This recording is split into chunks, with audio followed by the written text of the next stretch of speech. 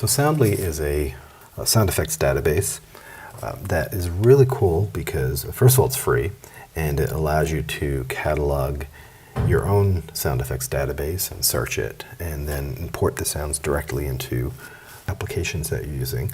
The cool thing, however, is they're giving a membership to their Soundly Pro account, which includes an online library, which is a pretty extensive library. It's relatively simple to use. I'm already logged in, but when you open Soundly and you create your user profile, if you go to user profile, you can enter the promo code that you have and hit submit, and it will enable the Soundly Pro.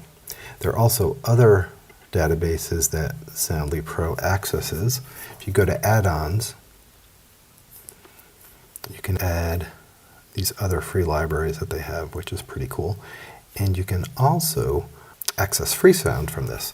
The one thing I should say about Freesound is the sounds that it pulls down from them are only MP3. That's a bit of a downside if you're going to use the Freesound sounds that come up in your Soundly searches.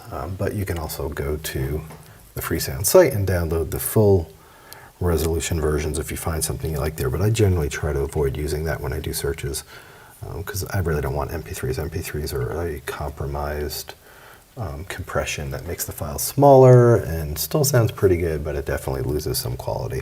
So it's always good to avoid that. But so just to show you how this works, let's say we have ambience, bar, Cuban band, prepares for show, and there we are. So I select it, it appears in this little play bar down here. The really nice thing about this play bar is it allows you to select a section. So if you're listening and you're like, oh, that's the section I want, just that little section right there, you can just select and drag it. Right now I have Premiere open, and it immediately opens up Premiere and allows me to drop it into Premiere. And then I'll just create a sequence just so we can see what it looks like. You can see that little section has been added.